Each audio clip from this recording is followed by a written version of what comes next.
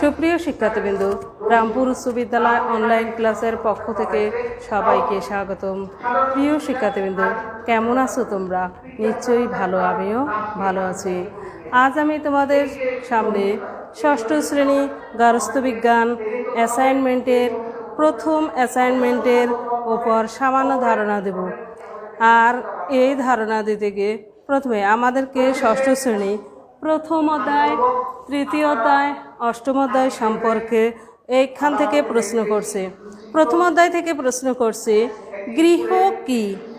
তাহলে গৃহটা কি এটা সম্পর্কে জানতে গেলে গৃহ হচ্ছে কি, প্রতিটি মানব শিশুর জীবনে প্রথম পরিবেশ হচ্ছে গৃহ। আর এই গৃহ না থাকলে আমরা কি পরিবারবদ্ধ হয়ে বাস করতে পারি না। আর গৃহের ভিতরে ও বাইরে থাকে, গৃহের ভিতরে আর বাইরে কি থাকে, এই পরিবেশের সৃষ্টি হয়। এই গৃহের মধ্যে থাকে বিভিন্ন ঘর বা কক্ষ, বারান্দা, ছাদ বা চালা, আর কি আঙ্গিনা ইত্যাদি। এরপরে আমরা দেখি গৃহ না থাকলে তোমরা কি কি সমস্যার সম্মুখীন হবে। তাহলে গৃহ যদি না থাকে আমরা কোন সমস্যার সম্মুখীন হয়? তাহলে গৃহ না থাকলে আমরা যে সমস্যার সম্মুখীন হয় সেগুলো হলো, গৃহ না থাকলে আমরা পরিবারবদ্ধ হয়ে কি বসবাস করতে পারি না। গৃহ না থাকলে হিংস্র বন্যপ্রাণীর আক্রমণ থেকে আমরা বাঁচতে পারি না। গৃহ না থাকলে ঝড় বৃষ্টির হাত থেকে আমরা রক্ষা পেতাম না। এরপরে গৃহ যদি না থাকে আমরা কি সারাদিন একটা কাজ করে পরিশ্রম করে সেই পরিশ্রম করার পরে ক্লান্তি দূর করতে পারতাম না।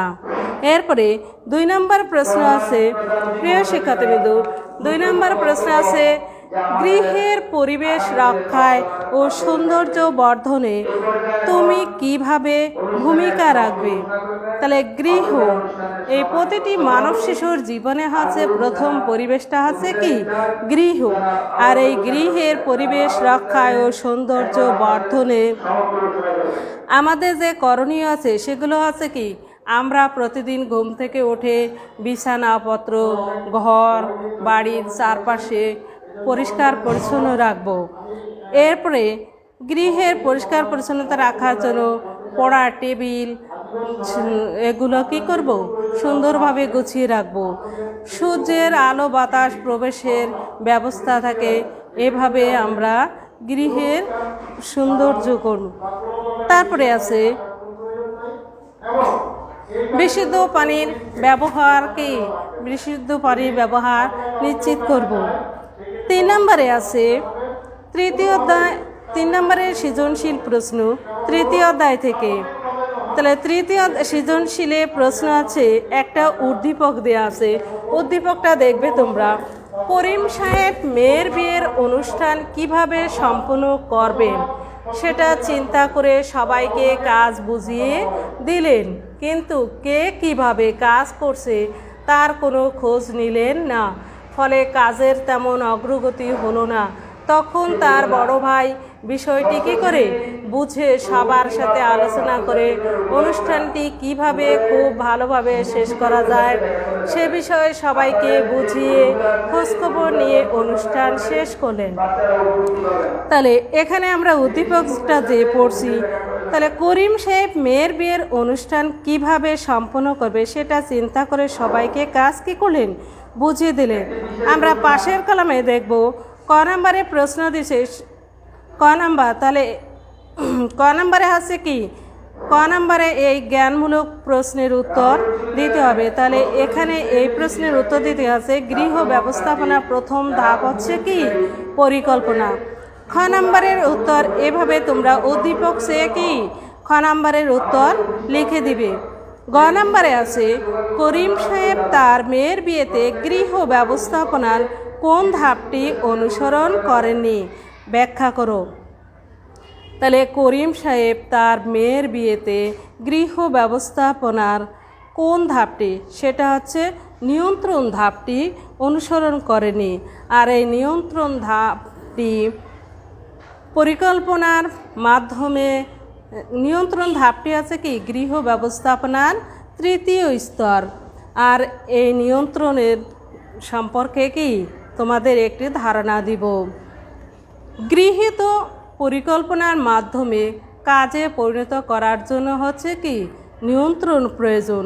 আর এই নিয়ন্ত্রণটা হচ্ছে গৃহ ব্যবস্থাপনার তৃতীয় স্তর। আমরা যদি কোনো একটা কাজ করি সেটা কি পরিকল্পনা করে করি, আর এই পরিকল্পনা করে কোনো কাজ করলে সেটা যদি সফলতা বা বাস্তবায়ন না হয় সেটার কোনো কি লক্ষ্য অর্জন করা হয় না। পরিকল্পনা করে কাজ করলে সেটা লক্ষ্য করা যায় না। তাই নিয়ন্ত্রণ স্তরটি কী করছে, কয়েকটি পর্যায়ে এগিয়ে চলে। প্রথম পর্যায়ে হচ্ছে কী করছে, প্রথম পর্যায়ে কাজে সক্রিয় হওয়াকে বোঝায়। গ নম্বরে আছে করিম সাহেবের ভাই যে সিদ্ধান্ত নিয়েছিল সেটি কি ঠিক করেছিল, যুক্তি সহকারে তোমার মতামত দাও। তাহলে করিম সাহেবের ভাই যে সিদ্ধান্ত নিয়েছিল সেটি কি, সেটি হচ্ছে মূল্যায়ন। আর এই মূল্যায়ন সম্পর্কে আমরা জানব। মূল্যায়নটা হচ্ছে গৃহ ব্যবস্থাপনার সর্বশেষ স্তর হচ্ছে কি মূল্যায়ন।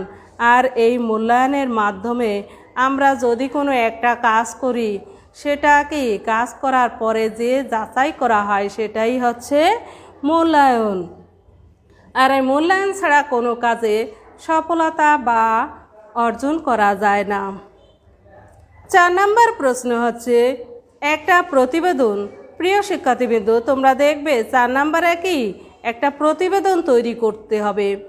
তুমি এক সপ্তাহে প্রতিদিন সকাল, দুপুর ও রাতে যেসব খাবার গ্রহণ করো তা তোমার বয়স ও চাহিদা অনুযায়ী সঠিক কি না পাঠ্যপুস্তকের আলোকে সেটা কি করবে, মন্তব্য করো। তাহলে তোমরা পাশের কলামে দেখবে একটা ছক দিয়ে দিয়েছে। এখানে নিম্নে প্রদত্ত ছকটি কী করছে, সঠিকভাবে পূরণ করে সঠিক মন্তব্য করতে হবে। তোমরা এখানে 7 দিনের ছক দিছে, সকাল বিকাল। তাহলে প্রিয় শিক্ষার্থীবৃন্দ, এখানে তোমরা গত যে এক সপ্তাহে খাবার কি কি, সকালে কি খেয়েছো বা বিকালে কি খেয়েছো এটা সম্পর্কে কি করবে। তোমরা সকালে দেখা গেল রুটি, 3টা রুটি, একটি কলা এভাবে খেয়েছো, বিকালে এভাবে। তোমরা এক সপ্তাহে যে খাবারগুলো খেয়েছো সেটার কি প্রথম দিন কি খেয়েছো এটার প্রথম কলামে, এরপরে দ্বিতীয় দিন কি খেয়েছো এটা সকালে কি খাইবে, বিকেলে কি খেয়েছো এটা কি, এইভাবে পর 7 দিনের কি একটা তালিকা করবে তোমার চাহিদা অনুযায়ী এবং তোমার যে পাঠ্যপুস্তকের অনুযায়ী এই বইয়ের সাহায্য নিয়ে তোমরা কি লিখবে।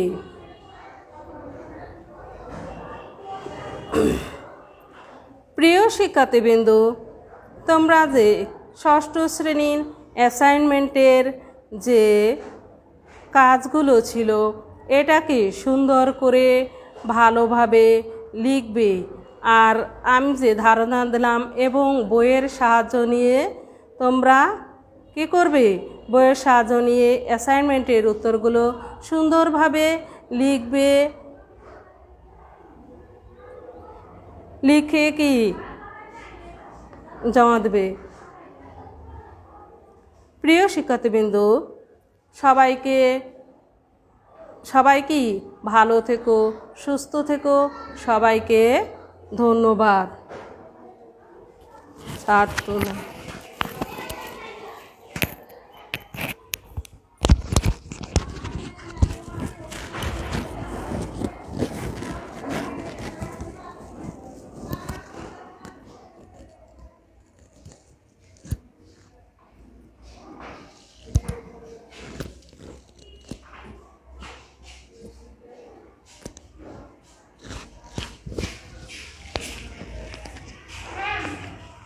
Sana dah gitu.